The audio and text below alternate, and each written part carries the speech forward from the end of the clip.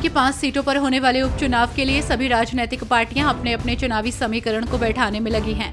BJP जहां चुनाव जीतकर लोकसभा में हुई हार के ट्रेंड को बदलना चाहेगी, तो वहीं कांग्रेस जीत का ट्रेंड अपने पक्ष में करने की कोशिश करेगी। आबकारी नीति से जुड़े सीबीआई मामले में अरविंद केजरीवाल की गिरफ्तारी को चुनौती देने और जमानत याचिका पर दिल्ली हाई कोर्ट ने अपना फैसला सुना दिया है। आपको बता दें कि सीएम केजरीवाल को हाई कोर्ट से बड़ा झटका लगा है। उसने दोनों याचिकाएं खारिज कर दी हैं। ये याचिकाएं जस्टिस नीना बंसल कृष्णा की कोर्ट ने खारिज की हैं।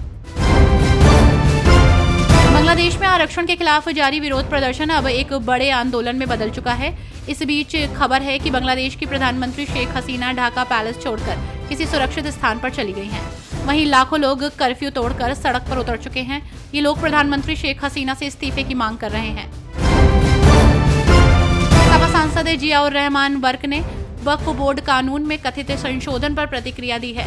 आपको बता दें कि संसद में इस विधेयक के पेश होने की संभावनाओं के बीच संभल से सपा सांसद वर्क ने विपक्षियों जेडीयू और टीडीपी को चेताते हुए कहा कि अगर बिल नहीं रोका गया तो मुस्लिम वोट नहीं करेंगे।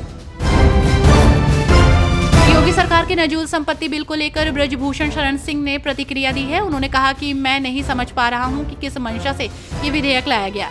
वहीं एक लाइन में पूछा जाए तो इस कदम से उत्तर प्रदेश में भूचाल आ जाएगा। हमारा गोंडा शहर 70% नजूल की जमीन पर बसा है। ऐसा ही आगरा, अयोध्या आदि का हाल है। बसपा प्रमुख मायावती को अपने दलित वोट बैंक में सेंधमारी की चिंता सताने लगी है। यूपी में बसपा का पहले आधार सभी दलित जातियों के बीच रहा है। वहीं एससी आरक्षण का सबसे ज्यादा लाभ बसपा के वोट बैंक जाटव समाज को अभी तक मिलता रहा है, जिसके चलते बसपा खुलकर सुप्रीम कोर्ट के फैसले के खिलाफ खड़ी हो गई है। अखिलेश यादव ने हाल ही में यूपी विधानसभा में पास हुए नजूल एक्ट पर चुटकी लेते हुए कहा कि उन्हें पता चला कि नजूल उर्दू का शब्द है। अधिकारी उन्हें समझाते रहे कि नजूल का मतलब कुछ और होता है, लेकिन उन्होंने सोचा कि नजूल का मतलब मुसलमानों की जमीन है। आपको बता दें कि नजूल संपत्ति ऐसी संपत्ति होती है जिनका स्वामित्व सरकार के पास होता है। अखिलेश यादव ने वक्फ एक्ट में संशोधन पर प्रतिक्रिया देते हुए बीजेपी सरकार पर निशाना साधा। आपको बता दें कि अखिलेश ने मीडिया से बात करते हुए कहा कि भाजपा के पास हिंदू मुस्लिम या मुस्लिम भाइयों के अधिकारों को छीनने के अलावा कोई काम नहीं है और उन्हें जो अधिकार मिले हैं, स्वतंत्रता का अधिकार या अपने धर्म को मानने का अधिकार, अपनी कार्यप्रणाली को बनाए रखने का अधिकार, इन सब अधिकारों को सरकार खत्म करना चाहती है। अयोध्या गैंगरेप मामले में अखिलेश यादव के डीएनए टेस्ट वाले बयान पर बीजेपी प्रवक्ता शहजाद पूनावाला ने कहा कि सपा चुनाव में पीडीए करती है।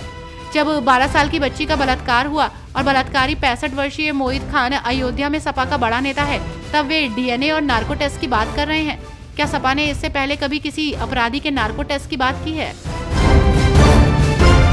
वक्फ बोर्ड को नियंत्रित करने वाले कानून को लेकर विपक्ष लगातार सवाल उठा रहा है। वहीं अब योगी सरकार के मंत्री ओम प्रकाश राजभर की भी विधेयक को लेकर प्रतिक्रिया सामने आई है। उन्होंने कहा कि अखिलेश यादव मुसलमानों का वोट लेने और उन्हें गुमराह करने के लिए इसका विरोध कर रहे हैं।